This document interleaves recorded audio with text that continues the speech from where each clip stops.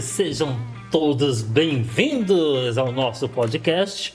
E o nosso podcast hoje traz um convidado especial, ele que tem uma história em Barueri, foi vice-prefeito, é advogado, um advogado super respeitado aqui na cidade e vem hoje, é claro, bater um papo super descontraído aqui com a gente, né, para falar de quais os seus planos aí para o futuro e contar também um pouco da sua história, fazer uma análise da política local, regional, estadual. É um prazer enorme a presença dele hoje no nosso podcast. Dr. Jacques, boa noite, tudo bem? Boa noite para você, obrigado por me receber aqui, obrigado por esse momento, essa oportunidade. Boa noite a você que está nos assistindo, nos vendo, tudo bem. Tirando que o Corinthians está mal. tá difícil o Coringão, né? Tá difícil. Olha, eu não quero fazer inveja para você não, mas o meu time trocou de técnico, não perdeu uma ainda, hein? É, o argentino. Não precisa nem falar quem é. Eu já sei. Estamos bem na fita e não estamos prosa. Doutor, eu costumo dizer assim que algumas pessoas que passaram por essa cidade deixou um legado, né? Colocou ali o seu tijolinho para construir a Barueri que temos hoje. E hoje, quando a gente fala em política, não tem como deixar o Dr. Jacques de fora. Né? Fala um pouquinho pra gente dessa sua trajetória política, né? Eu nasci em Barueri. Sim. Nasci onde hoje é o Parque Viana. Minha infância foi toda lá. Olha. O Parque Viana não existia, o Maria Helena não existia, o Paulista não existia, o Parque dos Camargos não existia. Era tudo mato. Quando chegava Era tudo mato. Minha infância, criança. Para você ter uma ideia, não tinha escola em Barueri. Tinha só o Ivani e o Raposo, mas quem morava para aquela região não conseguia ter acesso para cá. Então eu saía de lá do Parque Viana, onde é o Parque Viana, de a pé, com 6 anos de idade, ia de a pé até o centro de Carapicuíba e eu estudei lá no primário no engenheiro Mário Salles Souto. E naquela época não tinha nem aquele atalho, né, do Parque Viana para Carapicuíba, eu já tinha. Não tinha o atalho, na verdade tinha uma trilha que você passava ali pela represa. O Ariston não existia ainda, estava começando, a Vila Lourdes já existia. E tinha uma trilha que você passava ali pelo meio do Ariston ali e ia embora. Nossa, e como que é hoje a satisfação, o Jacques? Posso chamar de Jacques? Claro. O doutor está muito formal. Claro. E aqui a gente bate papo de forma descontraída. E qual que é a satisfação de hoje ver Barueri, né, assim, com tamanha transformação? Porque hoje eu te falo isso porque assim, a minha mãe, ela sempre vinha para Barueri, ela trazia lá de Minas, minha mãe mora em Minas, ela trazia os queijinhos dela para vender e tal. E tem mais ou menos uns 15 anos que minha mãe não vem mais para São Paulo. Hoje ela, né, já está idosa, tem dificuldade, né, de locomoção. Está em Minas. E se a minha mãe chegar aqui em Barueri hoje, eu tenho certeza que ela não sabe mais andar aqui, né? Não, a verdade, eu falei isso para você, de ter nascido aqui, porque eu vivi toda essa transformação de Barueri. Vivi por um período na minha infância e vivi por um período de atuação política mesmo. Meu pai foi candidato a prefeito em 1976, para você ter uma ideia. O ano que eu nasci. Você nasceu em 76, né? Meu pai foi candidato, eu tinha 16 47 anos. Ele foi candidato contra o Bittencourt. Bittencourt era o prefeito na época. Que foi a época, 1972, Guilherme Guglielmo, Bittencourt, depois o Furlan, que foi a época da implantação do modelo administrativo de gestão e economia da cidade, que possibilitou esse desenvolvimento. Você pega naquela época, naqueles primórdios, você imagine um prefeito da cidade mais pobre da região. Barueri era mais pobre. Sério? Mais pobre que Carapicuíba, tanto que Carapicuíba pertencia a Barueri. Carapicuíba se emancipou. Mais pobre que Jandira, mais pobre que Parnaíba. E naquele momento, o prefeito vai lá e dá uma isenção de 10 anos para todas as empresas que se instalassem em Barueri. Parecia loucura, né? Barueri não tinha uma enxada. Todo o sistema político na época ficou até brigou com ele. E ele fez isso para que os empresários pudessem vir para a Alphaville, que pudessem fazer a parceria público-privada e criar o Alphaville. Esse foi o Guilherme Guglielmo. E 10 anos depois, acaba essa isenção de impostos, mas Barueri já estava em desenvolvimento. Por quê? Porque quando você vai para São Paulo, 5% ISS na época. Você montou uma empresa, vai pagar 5%. No Barueri você pagaria meio. Olha.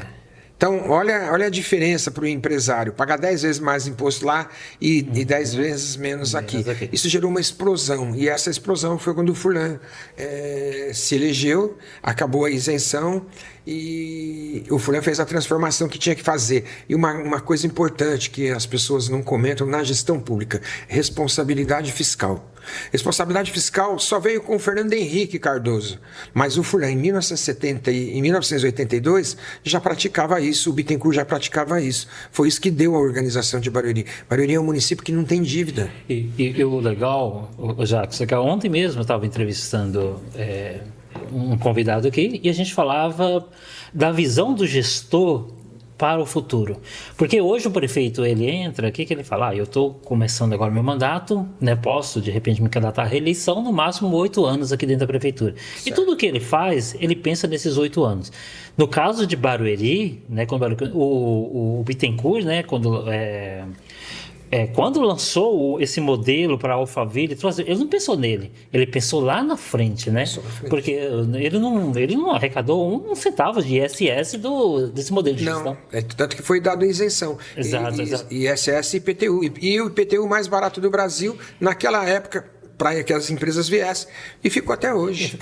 Hoje nós temos o IPTU mais barato da região. E aí eu participei desse embate político na época. Os partidos tinham uma atuação mais idealistas. A política era um pouco diferente de hoje. Hoje está muito mercantilista. Eu vejo nesse aspecto. Você pegou uma época, por exemplo, que vereador, antes de 76, não tinha salário.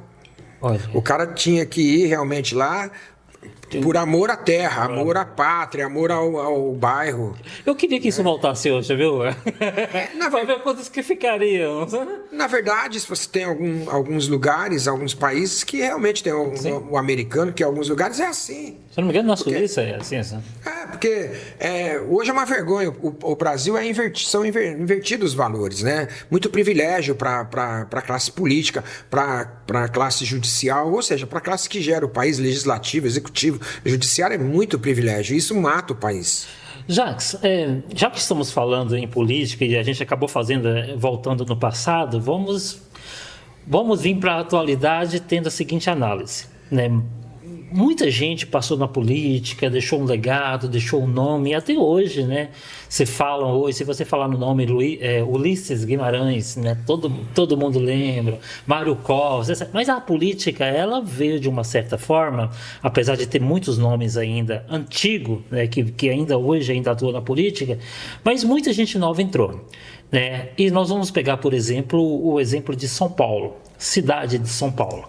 São Paulo hoje, né, a gente vê algumas figuras aparecendo aí, né, que vai desde apresentador de TV, né, para coach, né? Certo. E eu queria que você me colocasse, né, qual que é a sua opinião, o que você acha, qual é o seu ponto de vista, por exemplo, né, a gente traz aí um cara super renomado nas redes sociais, né, que fala para o empresariado como um empresário bem-sucedido, que é o Pablo Marçal. Né? E ele está vindo e está crescendo nas pesquisas em São Paulo e eu queria saber qual a sua análise. O que você acha do Pablo?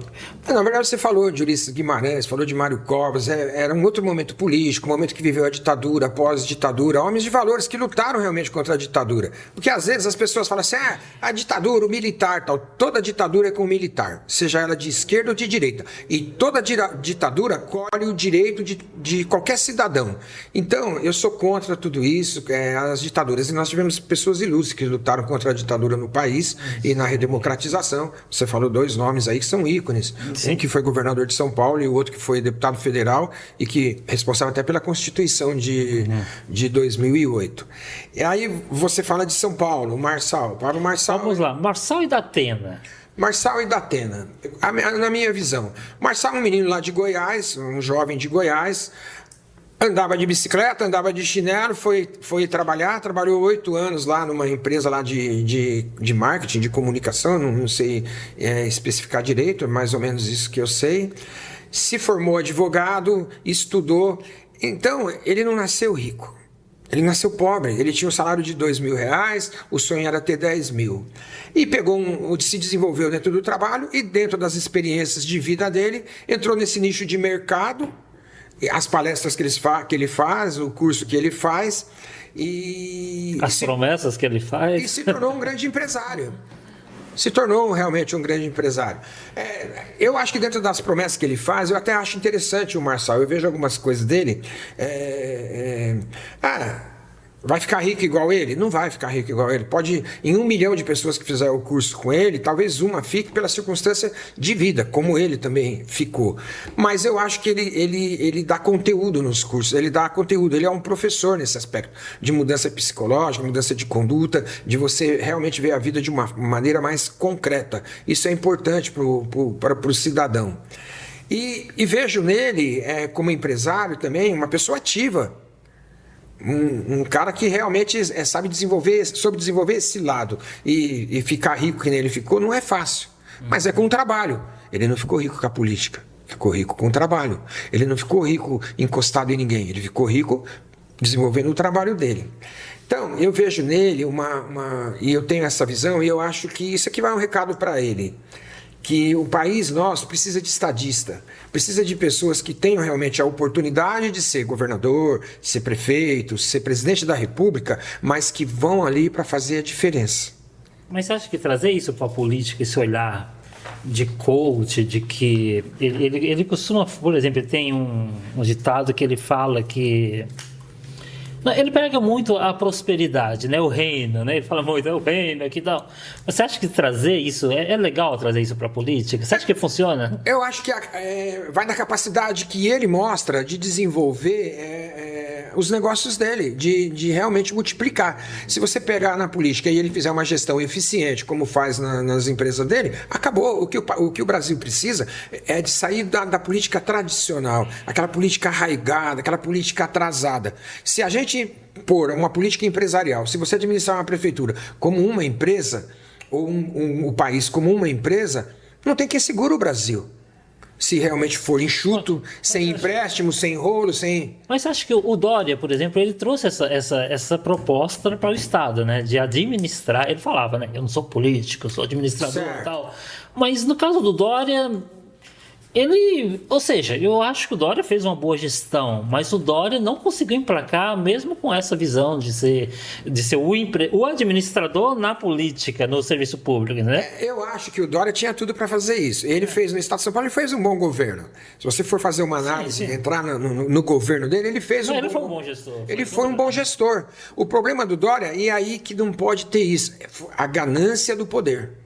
Ele foi prefeito, largou a prefeitura para ser governador. Aí ele foi governador, ele arrumou o maior embate que ele queria ser candidato a presidente da República. Em vez dele focar na gestão, aí cresceu um pouquinho na cabeça dele. Acho que esse foi o grande erro dele. Querer tudo muito rápido. Querer tudo muito rápido. E aí você perguntou do Datena. Eu queria falar, voltando para o Marçal, vamos lá, vamos fazer os contrapontos com os candidatos de São Paulo, que o Marçal... Não sei, pelo o ritmo que ele está indo, a gente entende até que ele pode ser um possível candidato no segundo turno com qualquer um desses que eu vou falar que eu vou citar aqui para você. Por exemplo, Marçal e Datena. E depois a gente vê Marçal e os outros. Tá.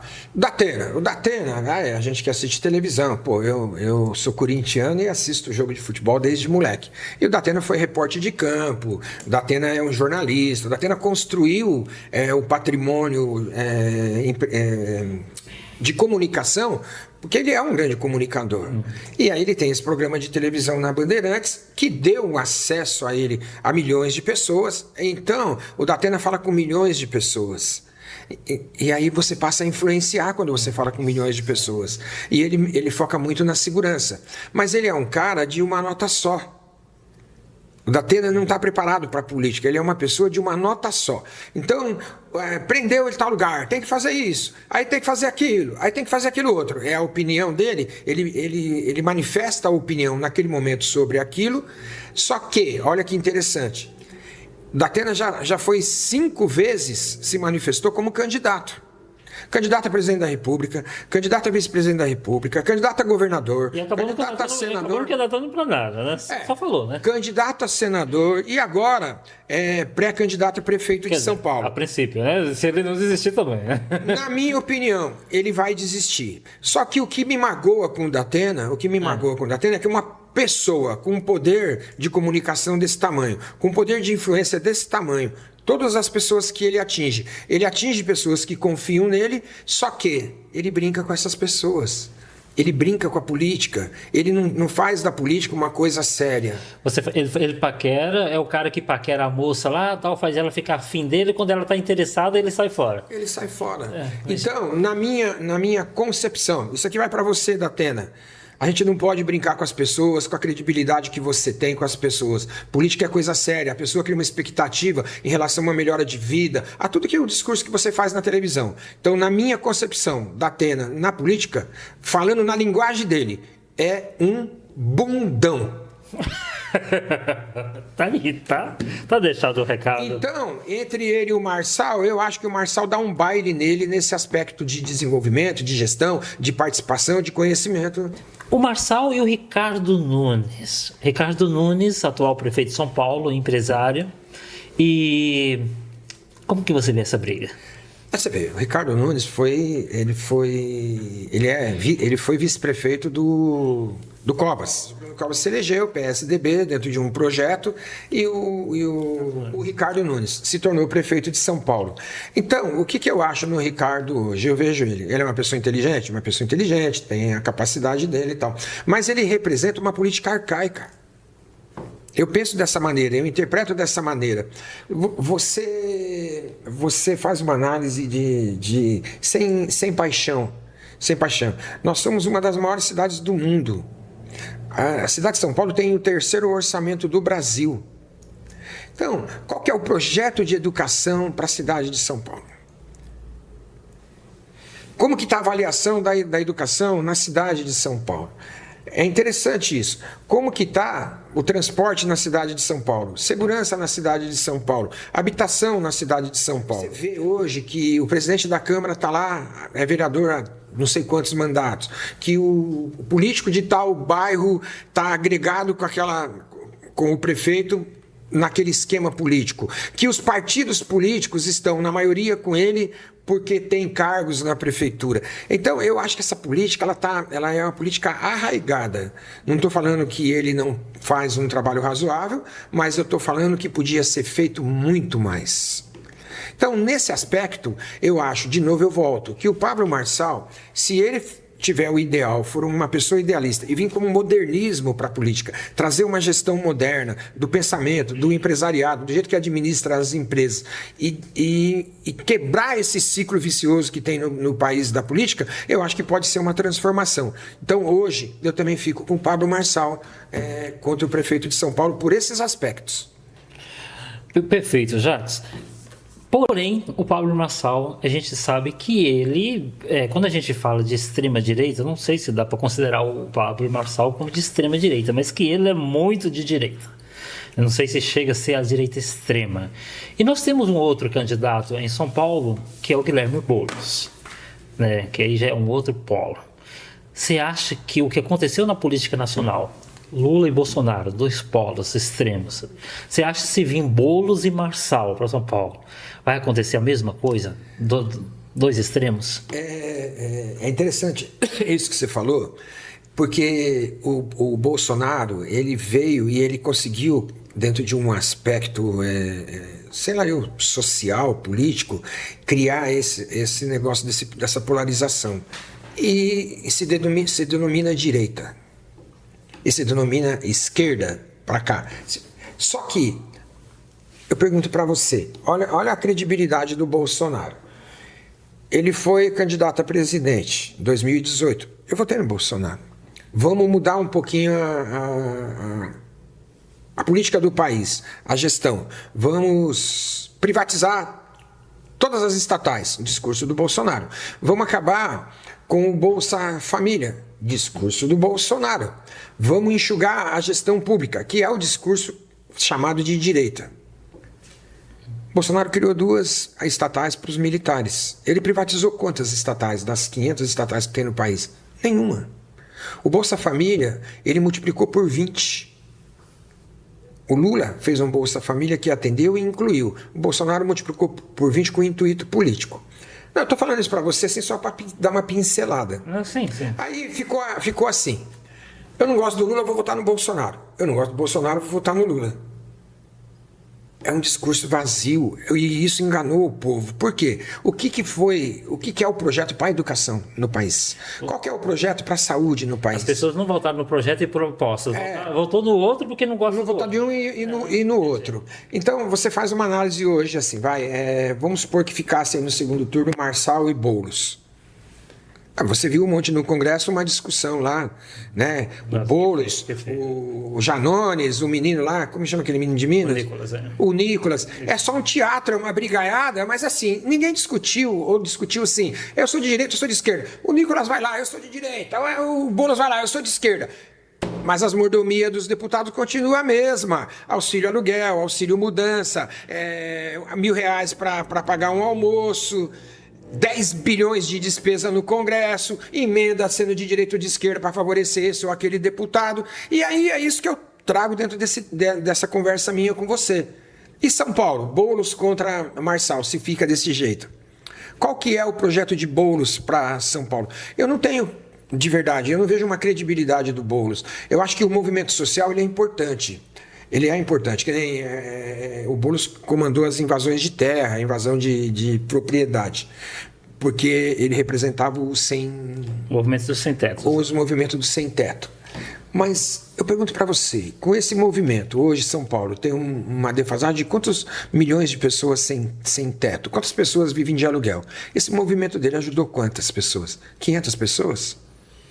Resolveu o problema de 500 pessoas? Se resolveu, foi muito. Então, não é você promovendo esse tipo de movimento que você organiza a sociedade. Pelo contrário, vamos brigar para que o projeto social, para que haja o projeto habitacional, para que se resolvam as coisas. Ele tem o mérito dele nesse sentido de brigar? Tem. Mas o que eu vejo? Que ele tem que abranger mais a cidade.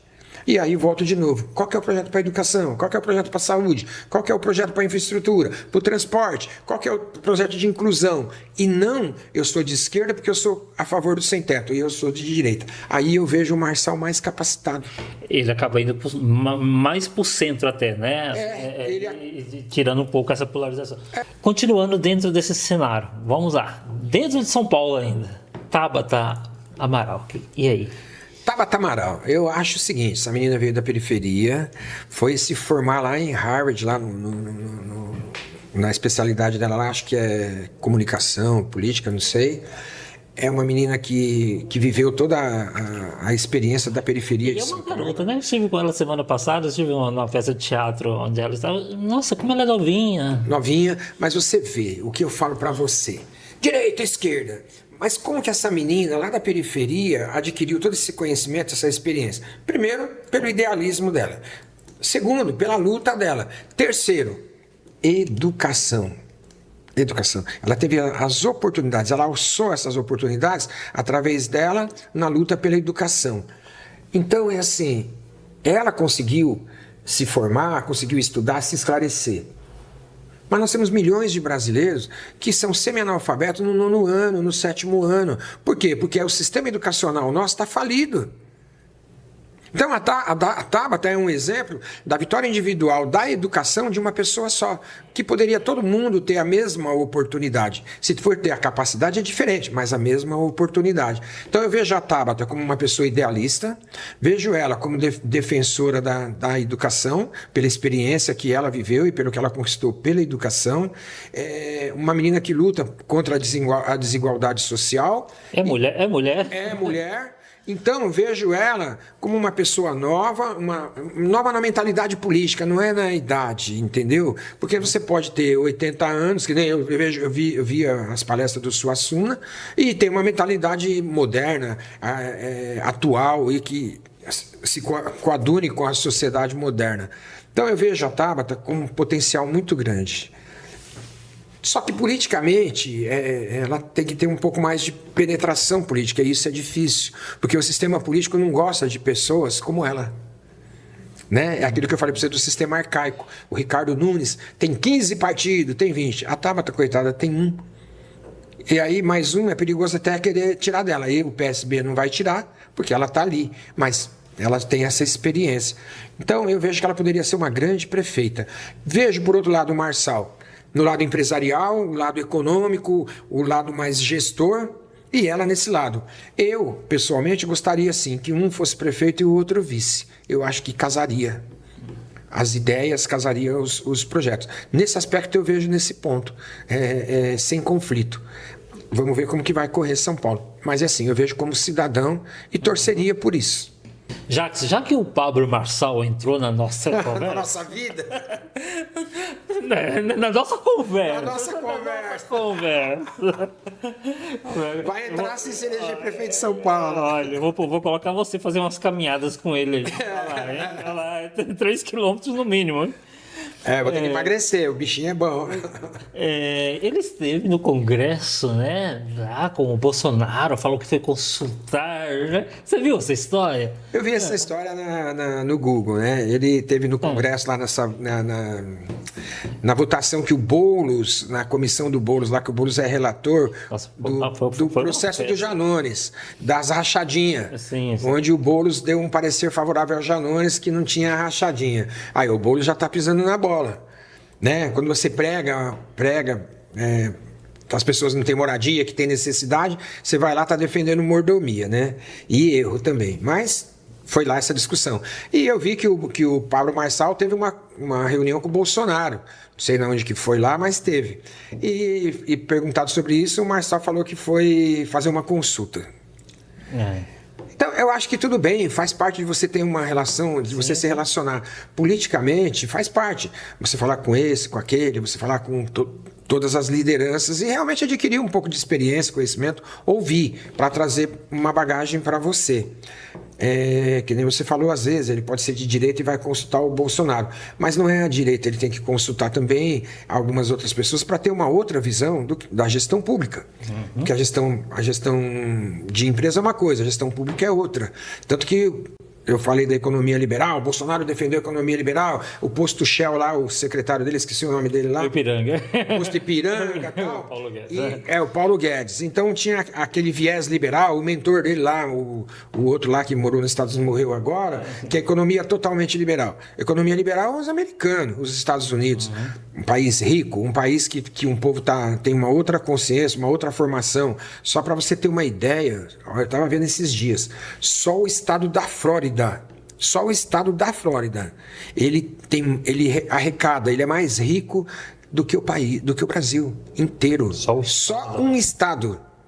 Então você vê a potência que é o americano. Aí, tudo bem, economia liberal, o cara vai lá, paga o médico, paga a saúde, paga o transporte, paga a coisa. O Brasil não tem condições de ter essa economia totalmente liberal nesse momento.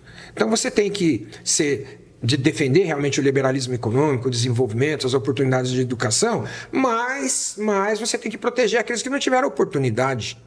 E eu vi um negócio do Marçal que ele falava assim, a igualdade, para todo mundo ser igual, é só na pobreza. Ele tem razão. Porque quando ele fala para todo mundo ser igual dentro de uma nação, é só na pobreza, se remete lá ao comunismo. E isso ninguém é igual. Só que, Marçal, mais uma para você. Ninguém não pode ter a igualdade econômica, mas nós temos que ter a igualdade de oportunidades. Igualdade de oportunidade, o que é? Uma educação de primeira qualidade para o cara que mora em Alphaville, para o cara que mora na Paulista e para o cara que mora na favela, a mesma educação. A escola pública tem que ser igual. Oportunidade na saúde, igual. E essas oportunidades vão fazer com que a pessoa ela desenvolva a capacidade dela. Exemplo, a Tabata, que lá de baixo se tornou o que se tornou. Mas você imagina se todo mundo tem uma oportunidade de educação boa. E aí, quando ele foi se consultar lá com o Bolsonaro, eu entendo assim. Quando você defende a política nova, uma política moderna, uma política mais progressista, uma política inclusiva, uma política desenvolvimentista, uma política que realmente tem a responsabilidade no gasto público, porque o dinheiro não é seu, o dinheiro é do povo, acabar com as mordomias, acabar com os privilégios. E eu pergunto para o Marçal, você foi lá para pedir o apoio do Bolsonaro? Quem vai mandar na Prefeitura de São Paulo, se você for prefeito, é o Bolsonaro ou é você? Você vai ser comandante ou você vai ser comandado? Então, Marçal, aprenda, você tem que ser comandante. Ouça todo mundo, mas defenda. Por isso que eu quero ver o seu projeto para educação, saúde, transporte, segurança, inclusão na cidade de São Paulo. Jacques, eu tenho visto aí um movimento seu em prol da educação, ensino médio. Me fala para mim, você defende a municipalização do ensino médio? Eu vou contar uma para você, para vocês entenderem, que às vezes você nasceu em... Eu nasci em 76. 76, né? Sim. Então, você vê, são coisas que a gente vai vivenciando e vai... Que nem eu contei um pouquinho da história de Barueri. Editor, depois quarto ano que eu nasci aí, tá? Então, a gente vai contando da história de Barueri. Eu nasci aqui e tal e eu não complementei. Mas você vê, eu fui vereador 2 vezes, fui presidente da Câmara, fui vice-prefeito do Furlan, fui vice-prefeito do Gil e fui secretário de Educação de Barueri. Então, quando eu fui secretário de Educação de Barueri, isso faz em 2013... você está dentro do problema, da situação.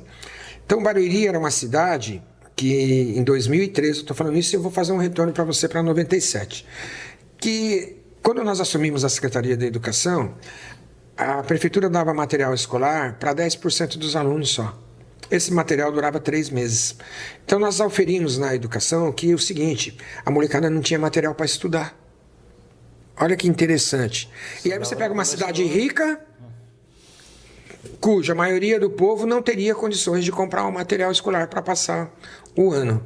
E as escolas sem identificação. Por quê? Porque você também tinha que comprar o material, o uniforme, e era muito caro.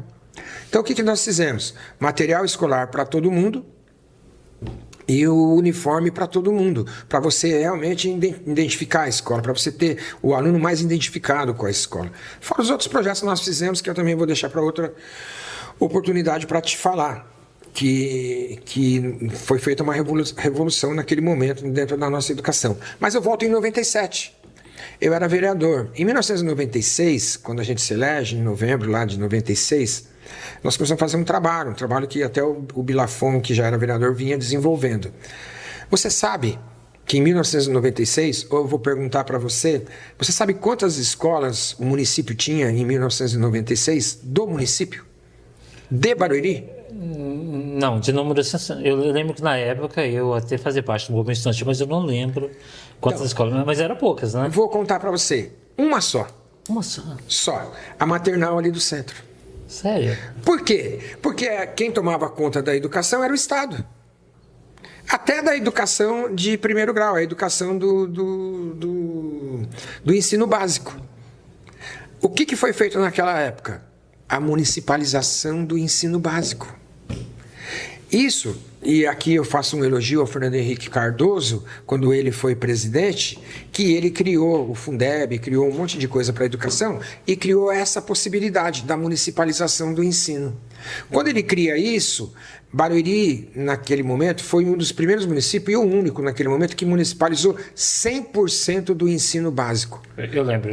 Com a municipalização teve um conflito com a POSP, o próprio Agnero, que nós conversamos aqui. Eu era do movimento estudantil, era contra a municipalização. Era contra a municipalização, mas por quê? Porque não tinha o conhecimento do que era feito. Com a municipalização, o dinheiro nosso que ia para o Estado, ele ficou aqui e possibilitou ao município desenvolver a educação básica. Então, a maternal, o pré, o primeiro ano até o 9º ano, Barueri teve essa explosão de educação, podendo fazer escolas, obras, maternais, etc. Só que não se municipalizou o ensino médio naquele momento, por um problema, acho que legal, não pôde se municipalizar. Hoje, nós temos 20 escolas estaduais. Então, se você pegar um parâmetro da escola municipal com a escola estadual, a escola municipal hoje ela é muito melhor. Até porque fica só no município. E aquilo que eu falo, qual que é o projeto educacional para o país? Qual que é o projeto educacional para o estado de São Paulo? Você pega o governador aí hoje, ele mandou uma lei para a Assembleia que aprovou lá, de se criar ou de se transformar 100 escolas em escolas cívico-militares. Isso é um discurso, isso é só uma amostra para dizer que aquela escola era daquele jeito e que com se transformar em escola cívico-militar ela melhorou. E se você foi do movimento estudantil e eu tenho essa experiência na educação, não é isso que resolve o problema da educação. O problema da educação, você pode ter uma tapera, tem ali 20 alunos e um professor capacitado e remunerado, você resolveu o problema da educação. Porque ele vai ensinar, ele vai alfabetizar. Agora, você põe uma escola civil-militar, vai ter a maior disciplina, mas você não tem um projeto educacional e não tem o professor, não adiantou nada. Você vai ter disciplina, não é exército, pô. Eu falei isso para você, para voltar para a municipalização. Certo. Hoje, o ensino médio de Barueri, ele tem 20 escolas estaduais. O aluno acaba o 9º ano na rede municipal, ele vai para o ensino médio do estado. Tem a FIEB-ITB, que faz o ensino médio? Tem, e que existe uma concorrência muito grande, existe um acirramento muito grande, mas que não atende, vai atender 10% desses adolescentes. Então, 90% vai ter que ir para o Estado, 80%. Por quê? Porque procura a FIEB-ITB, porque tem um ensino melhor do que o Estado. Então, o meu trabalho, o meu projeto e minha batalha nesse momento é para que o município ele encampe a escola estadual, ele municipalize a escola estadual. E ele entregue a escola estadual no sistema FIEB-ITB. Ou seja, o currículo normal e a escola passa a ser uma escola técnica. Com a mesma qualidade do FIEB. FIEB, a mesma, porque passa para a FIEB e para o ITB. Então, todas as escolas estaduais passariam a ser ITB. Você entendeu? Tornaria tudo FIEB. Num sistema que vai gerar, olha só para você ver, uma revolução na nossa educação, na formação e na oportunidade para os nossos jovens. Por quê? Porque se você pegar isso daí e conversar com as empresas, com o parque industrial, comercial, tecnológico de Barueri e região, você vai ver que você pode fazer parceria com a municipalização e entregar emprego para essa molecada. Entra no 1º ano, já está lá fazendo estágio, trabalhando nas empresas, em cursos adequados para o nosso parque municipal, para o nosso parque industrial, comercial e tecnológico. Então, essa é uma luta minha. E esse movimento que você está fazendo, Jasco, como que é? Precisa de colher assinaturas? Assim? Esse movimento precisa de colher assinatura, porque é ato político. É através de política que você consegue exercer ou transformar esse sonho em realidade. Tem que ter essa atuação política, como você na época que fazia parte do movimento estudantil e era contra o ensino municipal. Um município como Barueri, assim, com os recursos que tem em Barueri, eu acredito que dá para implantar, né, e transformar as escolas estaduais em escolas de qualidades e técnica, como você está falando. Né? Barueri tem condições de fazer isso hoje. Eu não diria talvez um município que tem poucos recursos, porque precisa até compartilhar as despesas da educação com o Estado. Né? Ou entregar até para o Estado. Ou até entregar. Mas no caso de Barueri, dá para fazer escola de primeiro mundo, todas as escolas, sem dúvida. Eu vejo assim que dá. E não é só você entrando com a parte do orçamento do município, não. Nas parcerias público-privada com as empresas, olha, eu vou falar para você, a gente faz uma revolução. Como tem alguns lugares, por exemplo, Minas Gerais, com parque tecnológico de internet, tem alguns lugares no país que tem essas parcerias. Nós podemos fazer uma revolução em Barueri. Tá certo, doutor Jacques. Ele que é morador aqui de Barueri. Há quantos anos já? Você nasceu aqui? Eu tenho 63, vou fazer 64 agora, dia 16 de junho. Mas nasceu em Barueri? Nasci em Barueri. 66 anos de Barueri, entendeu? E tem aí, é claro, né, a sua participação na política local. Né, quando você fala da sua participação na educação, né, como secretário da educação, a gente vê o legado que você deixou, né, e a gente fica assim maravilhado, porque tem aí o seu dedo, a sua contribuição que permanece até hoje, e a gente percebe que a sua luta não acabou, né, em prol de uma educação melhor. Isso é muito bom. Obrigado, Jacques. Entendeu? Eu também agradeço você, não é só uma luta pela educação, mas pela conscientização do cidadão. É uma luta para acabar com os privilégios dos políticos, cargo oficial, mordomia, etc. É meu pensamento. A minha atuação política, desde vereador, ela sempre foi nesse sentido.